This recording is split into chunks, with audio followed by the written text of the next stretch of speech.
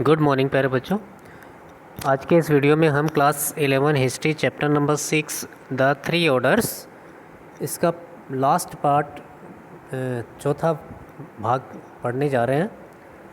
तो part number 4 का first topic start होता है ए फोर्थ ऑर्डर से।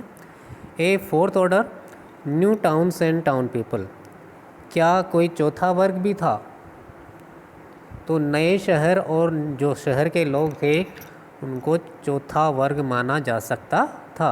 तो इसी के बारे में हम जानेंगे कि शुरू के जो 3 वर्ग तो हमने पढ़ लिया। अब चौथा वर्ग, जो नए शहर बने और उसमें जो लोग बसे, क्या वो एक नए वर्ग का या चौथे वर्ग का निर्माण कर रहे थे? तो शुरू करते हैं बच्चों इसमें। The advent of new agricultural technology resulted in growth of agriculture, which was accompanied by progress in 3 related areas: population, trade and towns। मतलब एग्रीकल्चर में, कृषि में नए नए तकनीकी का प्रयोगों का या प्रौद्योगिकी का या नए नए टेक्नोलॉजी का उन्होंने जो यूज़ किया, उससे एग्रीकल्चर में तो ग्रोथ हुई, साथ ही एग्रीकल्चर की वजह से 3 और ज़रूरी चीज़ों की वृद्धि हुई, जैसे कि जनसंख्या में वृद्धि देखने को मिली, व्यापार में वृद्धि देखने को मिली और साथ ही नए नए शहरों की और नए नए नगरों की वृद्धि या उसमें विस्तार देखने को मिला।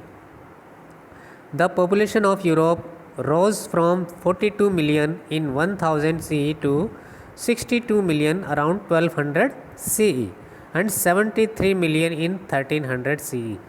मतलब यूरोप की जनसंख्या लगातार बढ़ती चली गई, जो लगभग 1000 ईस्वी में 42 मिलियन यानी 4 करोड़ 20 लाख जनसंख्या थी, तो वह लगभग 200 साल में 6 करोड़ 20 लाख यानी 62 मिलियन हो गई। और 1300 ईस्वी आते आते 1300 में आते आते इसकी जनसंख्या 73 मिलियन यानी 7 करोड़ और 30 लाख पहुंच गई। ठीक है, तो एग्रीकल्चर में डेवलपमेंट होने से, टेक्नोलॉजी का विकास होने के साथ साथ जनसंख्या में भी विस्तार देखने को मिला, व्यापार भी बढ़ा और साथ ही नए नए शहरों की संख्या भी बढ़ी। Due to the better food of the life span increased. अब बेहतर भोजन की वजह से, बेहतर आहार की वजह से लोगों की जीवन अवधि भी बढ़ गई। मतलब अब लोगों को पौष्टिक मात्रा में भोजन मिलने लग गया, तो वो जल्दी से बीमार नहीं पड़े और बीमारी से बचने के लिए उन्होंने पौष्टिक आहार का उपयोग करना शुरू कर दिया, जिससे उनकी जीवन अवधि भी बढ़ गई। An average European could expect to live 10 years longer in the 13th century than 8th century। मतलब 8वीं सदी में एक औसत यूरोपीय जितने वर्ष जी सकता था, उससे ज़्यादा, लगभग 10 साल ज़्यादा 13वीं सदी का एक यूरोपियन जी सकता था। The growth of population resulted into development of town in the Roman Empire. अब रोमन एम्पायर के अंतर्गत जनसंख्या की वृद्धि की वजह से शहरों की वृद्धि भी हुई। मतलब जनसंख्या में वृद्धि की वजह से ही शहरों में वृद्धि देखने को मिली थी। Peasants needed a place to sell their surplus produce and buy tools and clothes. अब किसानों को भी एक ऐसे स्थान की ज़रूरत थी जहाँ पर वो अपनी सरप्लस यानी बची हुई फसल को बेच सके और वहीं से वो अपने लिए औजार और कपड़े वगैरह खरीद सके। This led to the increase in holding regular fairs and small township. अब इसी वजह से वहाँ पर मतलब रेगुलर नए नए छोटे छोटे मेले वगैरह या हाट या मेले वगैरह लगने लगे, इसको बढ़ावा मिला। साथ ही नए नए और छोटे छोटे कस्बों का भी विकास देखने को मिला। मतलब इन सब की वजह से छोटे छोटे हाट बाज़ार या छोटे छोटे जो बोलते हैं इनको बाज़ार, मेले वगैरह लगने लगे और छोटे छोटे शहरों का भी उद्भव इन सभी वजहों से हुआ। These township gradually developed into town with features like town square, a church, streets where merchants built shops and homes, an office where administrators of city could meet. अब ये जो छोटे छोटे टाउन या कस्बे या छोटे शहर जो थे धीरे धीरे विकसित होकर थोड़े बड़े बन गए, मतलब टाउन में बड़े विकसित शहर में बस गए, परिवर्तित हो गए, जिनमें एक नगर चौक टाउन स्क्वायर भी होता था, यानी नगर चौक होता था। ये एक चर्च या गिरजाघर होता था। Streets with merchants built shop, जहाँ पर व्यापारी के घर भी होते थे, साथ ही उनकी दुकानें भी होती थी। ठीक है, मतलब व्यापारी जहाँ दुकान खोल के रखते थे उसके पास ही उनका घर भी होता था। An office where administrator of city could meet, साथ ही एक ऐसा ऑफिस या कार्यालय होता था जहाँ पर शहर के जो प्रशासक होते थे वो आपस में मिलकर बातचीत या बैठक वगैरह चर्चा वगैरह कर सकते थे। The town developed along large castles, bishops, estates और लार्ज चर्चेस। जो शहर था वह उसके आसपास, मतलब जो शहर था वह बड़े बड़े दुर्गों, बिशपों की जागीरों और बड़े बड़े चर्चों के आसपास बस गए थे, यानी शहरों का निर्माण वहीं हुआ जहाँ पर बड़े बड़े दुर्ग थे या फिर बिशपों और चर्चों की बड़ी बड़ी जागीरें थी। Instead of services people paid taxes to lords who were the owner of the land on which the town stood. अब जो लोग थे वहाँ रहने वाले वो भी अपनी सेवाएं लॉर्ड्स को देने के बजाय अब उनको टैक्स के रूप में पैसे देने लगे, मतलब मनी के रूप में वो टैक्स देने लगे। पहले वो सेवाएं देते थे उनको, ठीक है, मतलब उस मालिक को वो कर चुकाते थे जिस मालिक की ज़मीन पर वो नगर या शहर बने होते थे। ठीक है, मतलब जो बिशप होते या फिर और जो लॉर्ड होते थे उनकी ज़मीन पर कोई शहर बस गया होगा तो उस शहर में रहने वाले लोगों से वो बिशप या लॉर्ड या जो भी मालिक होता था उसका, वह वहाँ रहने वाले लोगों से टैक्स लेता था। तो यहाँ पर इसी की बात हो रही थी कि जहाँ वहाँ उनकी ज़मीनों पर जो घर बनाकर रहते थे वो उनको नियमित रूप से टैक्स वगैरह भी देते थे। Towns offered the prospect of paid work and freedom for young people of peasantry. अब नगरों ने, जो शहर या नगर जो थे उन्होंने एक प्रकार की संभावना प्रदान कर दी उन लोगों के लिए, किसान परिवार के जवान लोगों के लिए, कि वह वैतनिक कार्य करने और लॉर्ड के नियंत्रण से मुक्ति होने की संभावना उनको मिल सकती है।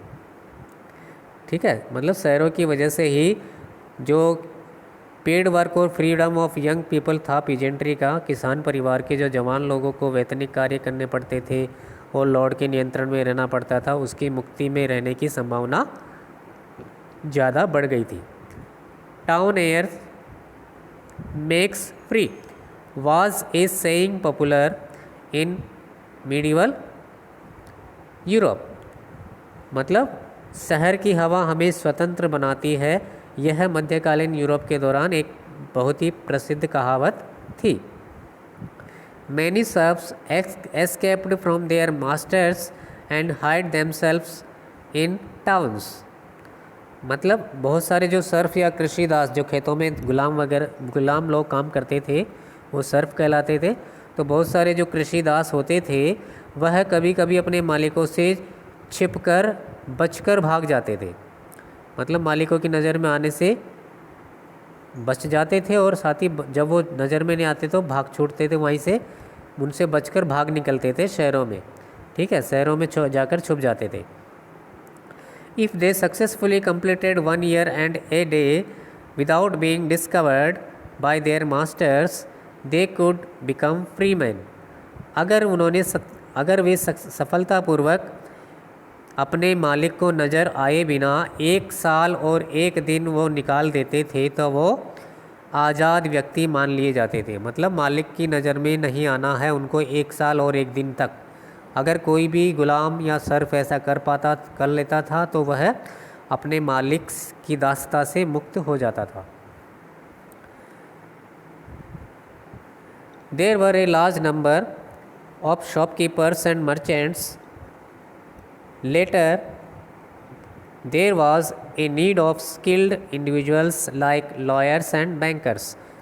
अब वहाँ पर बड़ी संख्या में जो शहर थे वहाँ पर बड़ी संख्या में शॉपकीपर्स की, दुकानदारों की और व्यापारियों की संख्या थी। Later there was a need of skilled individuals like lawyers and banker. वहाँ पर बाद में चलकर विशिष्ट प्रकार के कौशल वाले व्यक्तियों की, जैसे कि वकीलों की, साहूकारों की, बैंकर्स की, इनकी ज़रूरत पड़ने लग गई। ठीक है। The bigger town had population of around 30,000 which might form the fourth order. और जो बड़े शहर थे उनकी जनसंख्या लगभग 30,000 के आसपास पहुंच चुकी थी, जिससे ये माना जा सकता है कि जो बड़े बड़े शहर थे और उनके जो लोग थे वह चौथे वर्ग का निर्माण करता था। Guilds were the basis of economic organisation in the medieval Europe. इसके अलावा जो गिल्ड्स थी, श्रेणियाँ जो थी, वह आर्थिक संगठन का एक आधार मानी जाती थी मध्यकालीन यूरोप के अंदर। Crafter industry was organise into guilds. इसके अलावा जो शिल्प उद्योग, हस्तकला वाला या हथकरघा वाला शिल्प उद्योग जो भी था वह श्रेणियों के रूप में संगठित था। These guilds control the quality, prices and the sale of goods. और ये जो श्रेणियाँ थी वही चीज़ों की गुणवत्ता, कीमत, बिक्री और आदि चीज़ों पर नियंत्रण रखती थी। The guild hall was part of every town where head of all guilds met. इसी तरह एक गिल्ड हॉल होता था, श्रेणी सभागार होता था, जहाँ पर अलग अलग जो गिल्ड्स होती थी उनके मुखिया आपस में मिलकर बैठते थे और आपस में जो भी उन्होंने चर्चा करनी होती थी वो उस चर्चा को सभागार में करते थे। Due to the expansion of trade and commerce also the town merchants became wealthy and powerful and competed with power of the nobility. अब व्यापार वाणिज्य की वृद्धि के वजह से जो शहर के व्यापारी थे वो और ज़्यादा धनवान और शक्तिशाली हो गए थे, और जो उस समय के अभिजात होते थे उनकी शक्ति से भी वो बड़ी ज़्यादा प्रतिस्पर्धा या कम्पीट करने लग गए थे, क्योंकि वो भी शहरों में बहुत ज़्यादा अमीर और शक्तिशाली हो चुके थे। नेक्स्ट टॉपिक है कैथेड्रल टाउन्स। कैथेड्रल टाउन यानी cathedral Nagar.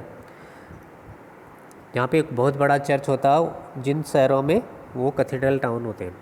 The large churches were called cathedrals. मतलब बड़े बड़े जो चर्च होते थे उनको कैथेड्रल कहा जाता था। By 12th century onwards cathedrals were being built in France. और 12वीं सदी से ही फ्रांस में कैथेड्रल्स का निर्माण किया जाने लग गया था। The cathedrals belong to monasteries. और जो कैथेड्रल होते थे वो मठों की संपत्ति मानी जाती थी। Different people contributed to their construction with their own labour, material और मनी। और यूरोप के अलग अलग लोग अपना योगदान कैथेड्रल निर्माण में देते थे, चाहे वो अपनी मेहनत लगाकर उसमें योगदान दे, चाहे कोई चीज़ या सामान लेकर, या फिर अपना धन देकर भी। ठीक है। तो 3 तरीके से वो अपना योगदान दे सकता था, या तो खुद ही शारीरिक श्रम दे सकता था, या फिर कोई वस्तु उनको अवेलेबल करवा सकता था, या फिर इनमें से कुछ नहीं तो वो डायरेक्ट कैश या धन भी दे सकता था। A cathedral was made of stone and took several years to complete.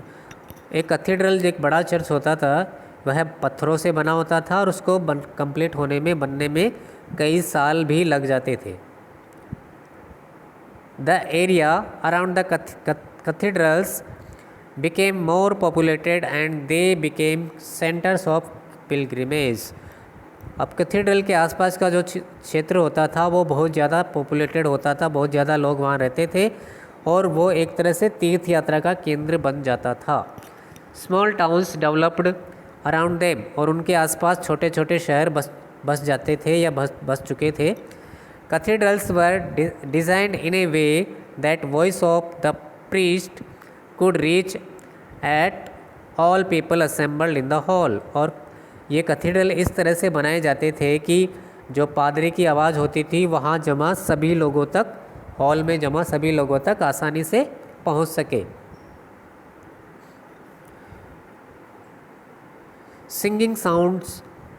Singing sound of monks and chiming bells reached greater distance at the call for prayers। इसी तरह जो गाने की आवाज़ होती थी, भिक्षु जब गाना गाते थे तो उनकी आवाज़ें, साथ ही जो प्रार्थना के लिए बुलाए जाने वाली चिमिंग बेल्स जो लगाई जाती थी, घंटियाँ वगैरह, वो भी बहुत दूर दूर तक सुनाई देती थी। तो इस तरह से ये प्रार्थना के लिए जो घंटियाँ लगाई जाती थी वो भी बहुत दूरी पर खड़े व्यक्ति को भी अच्छे से सुनाई पड़ती थी कि अभी हमें प्रेयर के लिए बुलाया जा रहा है। तब वो दूर खड़े होने के बावजूद उनको इशारा हो जाता था और वो जाकर फिर कैथेड्रल में प्रेयर वगैरह कर सकते थे। Stained glass was used for windows of the cathedrals. और ये जो बड़े बड़े कैथेड्रल होते थे, चर्च होते थे, उनकी खिड़कियों पर अभिरंजित कांच या कलरफुल जो कांच होते थे उनका यूज किया जाता था। These glasses during day time made the cathedrals radiant for the people who were inside and during nights the light of the candles made them visible for the people outsides. अब ये जो glass होते थे, ये शीशे या कांच जो होता था इसका खिड़कियों का, वह दिन के समय कैथेड्रल को बहुत ज़्यादा चमकदार बना देती थी अंदर के लोगों के लिए। मतलब अंदर से जब कैथेड्रल की जो खिड़कियों के जो शीशे दिखते थे वो बहुत ही ज़्यादा शानदार और चमकदार दिखते थे, अलग अलग रंगों से, रंग भरे, जैसे इंद्रधनुष के रंग दिखते हैं वैसे अलग अलग रंगों के चमकदार शीशे दिखते थे। तो ये बाहर से दिखने पे इतने नहीं चमकते थे क्योंकि सनलाइट तो बाहर से आती है, तो अंदर वाले लोगों के लिए वो शीशे ज़्यादा चमकदार दिखेंगे। And during the nights the light of the candles made them visible for the people outside. और रात के समय में जब कैथेड्रल के अंदर मोमबत्तियाँ जलाई जाती थी तो उसकी रोशनी बाहर तक, बाहर जो खड़े होते थे, कैथेड्रल के बाहर जो लोग खड़े होते थे, वहाँ तक वो अपनी रोशनी से पूरी जगमगाई होती थी। ऐसा लगता था कि चारों तरफ सितारे, अलग अलग रंग के सितारे जगमगा रहे हैं। ठीक है, सितारे जगमगा रहे हैं। इस तरह से मोमबत्तियों की रोशनी उन शीशों से या कांच से दिखाई देता था। The stained glass narrated the stories in the Bible through pictures. इसके अलावा जो उसकी खिड़कियों में, कैथेड्रल की खिड़कियों के जो शीशे होते थे जिनको स्टेन्ड ग्लास कहा गया, अभिरंजित कांच कहा गया है, यह है एक प्रकार की एक बाइबल की स्टोरी का वर्णन करते थे, क्योंकि उस शीशों पर अलग अलग चित्र भी बने होते थे। ठीक है, तो बाइबल की कहानियों का चित्रों द्वारा ये वर्णन करते थे, जो कि खिड़कियों पर लगे हुए शीशों पर ही अलग अलग चित्र बने होते थे। So that illiterates could understand those story, ताकि जो वहाँ कोई अनपढ़ व्यक्ति भी हो वह भी उन चित्रों को देखकर बाइबल की कहानियों के बारे में समझ सके। नेक्स्ट टॉपिक है the crisis of the 14th century. 14वीं सदी का संकट। 14वीं सदी में एक संकट आया है। क्या आया देखिए। By the early 14th century Europe's economic expansion slowed down. 14वीं सदी आते आते यूरोप का जो आर्थिक विस्तार था वो धीमा पड़ गया।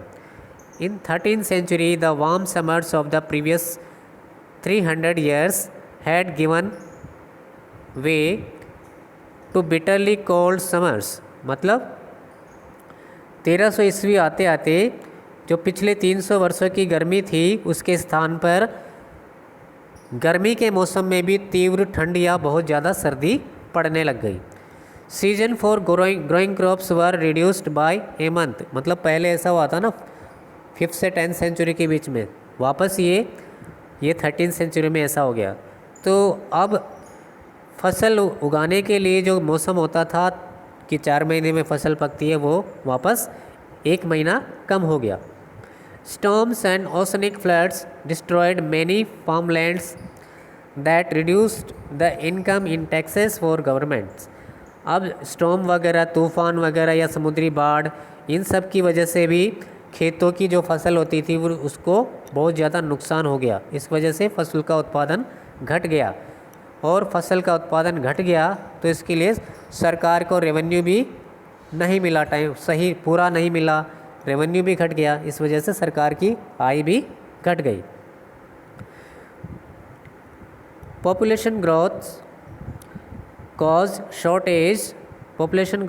Shortage of resources and the immediate result was famines. मतलब जनसंख्या में वृद्धि के कारण साथ ही संसाधनों में कमी के कारण, जनसंख्या तो बढ़ती रही लेकिन संसाधन घटते गए, कम होते गए। इसका तात्कालिक परिणाम ये हुआ कि अकाल पड़ गया, जनसंख्या लोगों को खाने के लिए अनाज नहीं मिल पा रहा था, क्योंकि फसलें बर्बाद हो रही थी, फसलें सही पैदा नहीं हो पा रही थी, अकाल पड़ रहा, पाला पड़ रहा था, बाढ़ आ रही थी, तूफान आ रहा था, लेकिन जनसंख्या तो बढ़ रही थी। तो बढ़ती जनसंख्या की डिमांड को पूरा करने के लिए उत्पादन में वृद्धि नहीं हो पा रही थी, इस वजह से अकाल पड़ने लगा। Trade was hit by A severe shortage of metal money because of the shortfall in the output of silver mines in Austria and Serbia. अब व्यापार को भी इससे बहुत भारी चोट पहुंची, क्योंकि जो मेटल मनी थी, धातु मुद्रा यानी चांदी या सोना, उसमें बहुत भारी कमी देखने को मिली, क्योंकि ऑस्ट्रिया और जो सर्बिया की जो चांदी की खानें थी, चांदी की खानों में उत्पादन ठप पड़ गया, वहाँ चांदी निकलनी बंद हो गई। The ship came with rats carrying the deadly bubonic plague infection, Black Death। अब इसी तरह एक और बहुत भयंकर बीमारी सामने आई, मतलब ब्लैक डेथ जिसको कहा गया है, कि जो जहाज़ चूहे लेकर साथ आ रहे थे, तो यूरोप से जो जहाज़ बाहर से आ रहे थे, यूरोप में जो जहाज़ बाहर से आ रहे थे, उनमें प्लेग वाले चूहे, घातक ब्यूबोनिक बीमारी फैलाने वाले, घातक ब्यूबोनिक प्लेग महामारी फैलाने वाले जो चूहे थे, वो शिप के साथ यूरोपीय देशों में पहुंच गए, और उस वजह से ब्लैक डेथ, जो बहुत ही भयंकर घातक ब्यूबोनिक प्लेग महामारी फैलाते थे, उनकी वजह से यूरोप में ये बीमारी फैल जाती है। This catastrophe combined with the economic crisis cause immense social disorder. अब इस कैटेस्ट्रॉफ के कारण, यानी विनाश लीला, इस विनाश लीला के साथ साथ आर्थिक मंदी भी आ गई थी। ठीक है, विनाश लीला क्या था कि चारों तरफ प्लेग फैल गया यूरोप में, इसके साथ साथ आर्थिक मंदी भी आ गई। तो इन सभी घटनाओं की वजह से, विनाश लीला की वजह से, आर्थिक मंदी की वजह से चारों तरफ व्यापक सामाजिक विस्थापन देखने को मिला, सोशल डिसऑर्डर हमें देखने को मिला। Serious imbalances were created between agriculture and manufacture. इसके अलावा हमें कृषि और उत्पादन या निर्माण के बीच में भी बहुत गंभीर असंतुलन देखने को मिला। नेक्स्ट टॉपिक है सोशल अनरेस्ट, सामाजिक असंतोष। The income of lords was declining rapidly because of fall prices of agriculture products and rise in wages of laborers। अब अभिजातों की जो आय थी वो लगातार घटती जा रही थी, क्योंकि एग्रीकल्चर प्रोडक्ट्स की कीमतें गिरती चली जा रही थी। साथ ही जो मजदूरी थी श्रमिकों की, काम करने वाले लोगों की, वह मजदूरी बढ़ती चली जा रही थी। मतलब उनको, मज़दूरों को पैसा ज़्यादा देना पड़ रहा था, लेकिन उनकी जो प्रोडक्ट थे उसके रेट नहीं बढ़ पा रहे थे। ठीक है, तो कीमतें गिरने की वजह से उनकी आय कम हो गई। In desperation they try to give up the money contracts and revive labour services. तो इस निराशा में उन्होंने मजदूरी सेवाओं को वापस शुरू करना, साथ ही जो धन संबंधी अनुबंध उन्होंने किए थे, कॉन्ट्रैक्ट जो किए थे, वो सब तोड़ने की उन्होंने कोशिश की। ठीक है, निराशा में आकर उन्होंने मज़दूरों के साथ या किसानों के साथ जो कॉन्ट्रैक्ट वगैरह किए थे, मनी कॉन्ट्रैक्ट्स, उनको तोड़ने की कोशिश की और दोबारा से मजदूरी सेवाओं को शुरू करने का कोशिश किया और उसको शुरू भी कर दिया। This was fiercely opposed by all peasants including better educated and more prosperous one. तो ये सारे धन संबंधी अनुबंधों को तोड़ना और मजदूरी सेवा को शुरू करना, ये सारी चीज़ों का किसानों द्वारा विरोध किया गया और उन्होंने बहुत ही फायरसली अपोज किया, हिंसक विरोध किया। तो किसानों के द्वारा इसका विरोध किया गया। इसमें पढ़े लिखे किसान भी थे, साथ ही मोर प्रॉस्परस यानी अधिक समृद्ध किसान भी थे, इनके द्वारा ज़्यादा विरोध किया गया। The peasants revolted in Flanders in 1323, in France in 1358 and in England in 1381। किसानों ने फ्लैंडर्स में 1323 में, फ्रांस में 1358 में और इंग्लैंड में 1381 में विद्रोह छेड़ दिया। Although the revolts were ruthlessly crushed, but one significant thing was that they occurred with more brutal intensity in the areas which experience economic growth। मतलब हालांकि ये लॉर्ड्स ने इन किसानों के विद्रोह को क्रूरतापूर्वक दबा दिया, लेकिन एक महत्वपूर्ण तथ्य यह बात यह हुआ कि ये जो विद्रोह थे उन क्षेत्रों में और ज़्यादा हिंसक तरीक़ों से हुए जहाँ पर ज़्यादा आर्थिक वृद्धि देखने को मिली थी, जहाँ पे ज़्यादा इकोनॉमिक ग्रोथ हुई थी, वहाँ ऐसे विरोध ज़्यादा देखने को मिले थे। It was a sign of peasants attempt for securing their gains which they had made in previous centuries. साथ ही ये जो विद्रोह था किसानों के प्रयास का एक संकेत था कि अपने लाभों को बचाने का, जो कि उन्होंने पिछले सदियों में, कई सदियों में जाकर कमाया था, उस लाभ को बचाने का किसानों ने प्रयास किया था। यह एक तरह का संकेत था। The aggression of peasants made it certain that old feudal order would not be reinstalled. और यह अग्रेशन, यह उग्रता, किसानों की इस उग्रता ने यह सुनिश्चित कर दिया कि अब लॉर्ड जो दोबारा पुराने सामंती रिश्तों को दोबारा लागू करने की कोशिश कर रहा है, अब उसे दोबारा लागू नहीं किया जा सकता। अब किसान लॉर्ड्स के झांसे में नहीं आएंगे। Thus the lords were able to crush the rebellions but were not able to reinstitute old feudal privilege। इसीलिए अभिजातों ने किसानों के विद्रोह को दबाने में सफलता तो पा ली, लेकिन वो फिर से पुराने सामंती विशेषाधिकार या जो पुराने सामंती सुविधाएं उनको मिल रही थी उसे लागू करने में वो सक्षम नहीं हो पाए।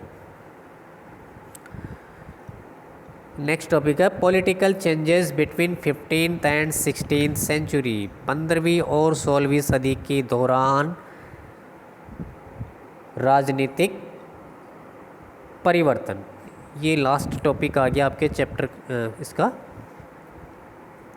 का। तो 15वीं-16वीं सदी के दौरान क्या क्या राजनीतिक परिवर्तन देखने को मिले। Development in the political sphere was parallel to the social processes. मतलब राजनीतिक क्षेत्र के साथ साथ सामाजिक प्रक्रियाओं के क्षेत्र में भी डेवलपमेंट देखने को मिला। मतलब सामाजिक प्रक्रिया भी साथ साथ चली, साथ ही राजनीतिक क्षेत्र भी डेवलप हुआ।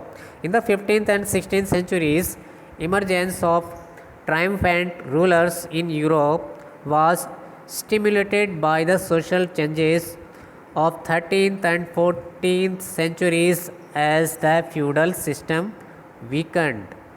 मतलब 15वीं और 16वीं सदी के दौरान एक नए विजेता शासकों की उत्पत्ति होती है या उनका उद्भव होता है यूरोप में, जो कि 13वीं और 14वीं सदी के दौरान जैसे ही सामंती प्रणाली कमज़ोर पड़ी, ठीक है, तो सामंती प्रणाली कमज़ोर पड़ी जैसे ही, तो उसने जो भी सामाजिक परिवर्तन हुए उससे ये विजेता शासक प्रेरित थे।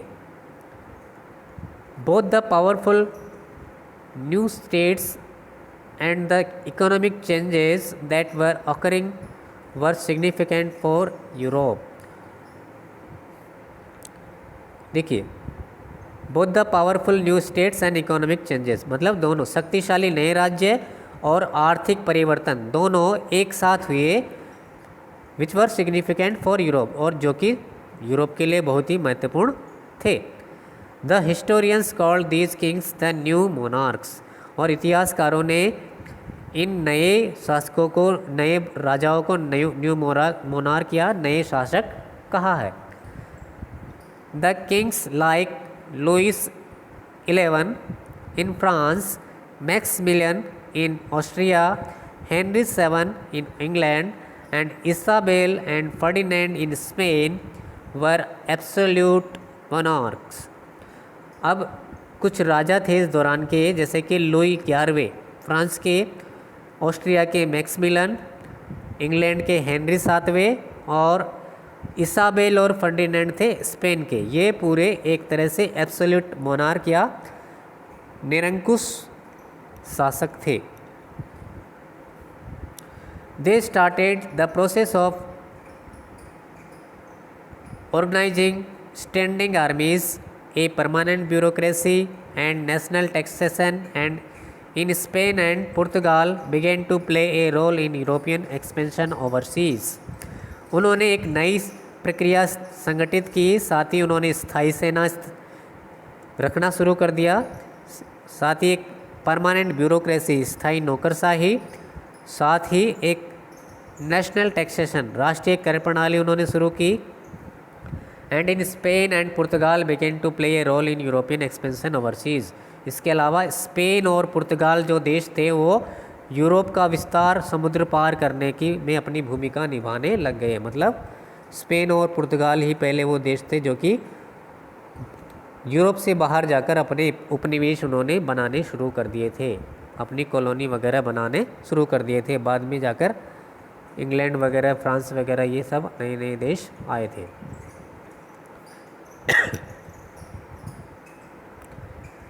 Okay, next. The monarchs dispensed with the system of feudal levies for their armies and initiated professionally trained infantry equipped with guns and siege artillery directed under their control. अब ये जो नए नए मोनार्क या नए जो शासक आए, राजा आए, उन्होंने सामंती कर व्यवस्था को समाप्त कर दिया। ठीक है, साथ ही उन्होंने अपनी सेवा के लिए नए नए प्रशिक्षण की व्यवस्था की, पेशेवर प्रशिक्षण उनको दिया, साथ ही अपनी सेना को बंदूकों और बड़ी तोपों से सुसज्जित कर दिया और सीधे उन्होंने अपने कंट्रोल में सेना को ले लिया।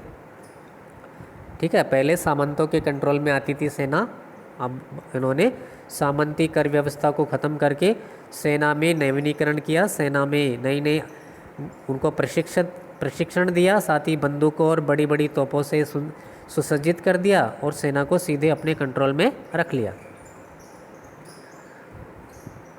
The resistance of the nobility collapsed in the face of military efficiency of the king. अब जब राजाओं की सैन्य क्षमता बढ़ गई तो अभिजातों की भी हिम्मत नहीं हो पाई कि वह राजा का विरोध करे, क्योंकि राजा ने अपनी सेना को बहुत ज़्यादा सुसज्जित कर दिया बंदूकों और तोपों से। तो अब अभिजातों के लिए भी ये संभव नहीं था कि वह राजा से दुश्मनी मोल ले। The centralised power did not establish easily confrontation of aristocracies. ठीक है, मतलब जो केंद्रीय शक्ति थी उसमें जो अभिजात थे वो बड़ी आसानी से, मतलब जो केंद्रीय शक्ति थी बड़ी आसानी से अभिजातों के विरोध का सामना के बिना स्थापित नहीं हुई थी। उन्हें अभिजातों के विरोध का सामना भी करना पड़ा था, मतलब आसानी से केंद्रीय शक्ति राजा ने या मोनार्क ने स्थापित नहीं कर ली थी। उन्होंने थोड़ा बहुत ये जो अभिजात थे उनके विरोध का सामना करना भी पड़ा था। The nobility manage a tactical transfer from being opponent to the new regime into loyalists. मतलब लेकिन जो अभिजात थे उन्होंने भी चालाकी भरे काम किया। उन्होंने अपने आप में एक चालाकी भरा एक परिवर्तन ये किया कि राजा का विरोधी होने के बजाय उन्होंने नए शासन में राजा की राजभक्ति या उनकी स्वामी भक्ति अपना ली। मतलब वो राजा के स्वामी भक्त बन गए। उनके एक तरह से स्वामी भक्त मंत्री या जो लोग होते हैं ना, उनके अभिजात राजा के दरबार में सेवा देने लग गए। The king was at the centre of an elaborate courtier society and a network of patron client relationship। अब जो राजा था वह एक व्यापक दरबारी समाज के केंद्र बिंदु था, वह केंद्र में स्थापित था, जो कि एक आश्रयदाता अन्यायी तंत्र के एक नेटवर्क जो था उसका मुख्य बिंदु राजा बन गया। पहले जो लॉर्ड के इर्द गिर्द जो पूरी सत्ता घूमती थी, अब जो नए रूलर्स आए उन्होंने अपने आसपास ये पूरी दरबारी संस्था को या दरबारी समाज को स्थापित कर लिया और उसके केंद्र में खुद आकर बैठ गया। ऑल रूलर्स पावरफुल और week required the assistance of those who could not control power which could be arranged or acquired by way of money। सभी शासक चाहे वो शक्तिशाली हो या कमज़ोर हो, वो ये चाहते थे कि वह उन लोगों की सहायता या समर्थन उन्हें मिले जो कि सत्ता पर नियंत्रण रखते हो। ठीक है, मतलब जिनका सत्ता पर अपना प्रभाव हो, उन लोगों का समर्थन ये शक्तिशाली या कमज़ोर रूलर सभी चाहते थे। विच कुड बी अरेंज और एक्वायर्ड, जो कि जिसको अरेंज किया जा सकता था या फिर एक्वायर किया जा सकता था बाय वे ऑफ मनी, यानी या तो उसकी व्यवस्था के द्वारा, उसके साथ संधि के द्वारा उनका समर्थन लिया जा सकता था, या फिर उन्हें धन देकर भी, पैसा देकर भी उनसे समर्थन ये राजा लेने की कोशिश करते थे। The merchants and bankers acquired an important role because they could solve problems of money for the kings by lending it to them। अब व्यापारी और साहूकार जो थे उन्होंने भी दरबार में अपना महत्वपूर्ण स्थान प्राप्त कर लिया, क्योंकि राजा को उधार धन देकर इन्होंने धन की समस्या को हल कर दिया। राजा को जब भी धन की समस्या होती थी तो ये मर्चेंट्स और साहूकार उसको उधार धन देते थे, बदले में ब्याज ले लेते थे, और इस तरह से उन्होंने राजा के पास अपना महत्वपूर्ण स्थान प्राप्त कर लिया। Therefore they got easy access to royal court, इसीलिए वो राज दरबार में आसानी से प्रवेश कर गए, मतलब बिना रोक टोके वो राज दरबार में आते जाते थे। किंग्स दस made way for non feudal constituents in the state scheme, और राजाओं ने इस प्रकार जो गैर सामंती तत्व थे उनके लिए राज्य व्यवस्था में स्थान बना दिया। ठीक है, तो राजाओं ने इस तरह से मर्चेंट, बैंकर्स और जो दूसरे लोग थे उनको राज दरबार में जगह दे दी, और इस तरह से गैर सामंती तत्वों के लिए उन्होंने अपने दरबार में स्थान दे दिया। The later history of France and England was to be shaped by these changes in the power structure. अब फ्रांस और इतिहास का जो बाद का इतिहास है वह इन्हीं शक्तिशाली संरचनाओं में हो रहे बदलाव से बनना था। मतलब इंग्लैंड और फ्रांस के जो बाद का इतिहास था, इन शक्ति संरचनाओं में जो भी बदलाव हुए उसी से उसके इतिहास का निर्माण होना था। इस तरह से हमारे चैप्टर ख़त्म होता है। आशा है बच्चों आपको ये चैप्टर अच्छे से समझ आया होगा, और बाकी हम क्लास के दौरान भी इसके बारे में डिस्कस करेंगे। धन्यवाद।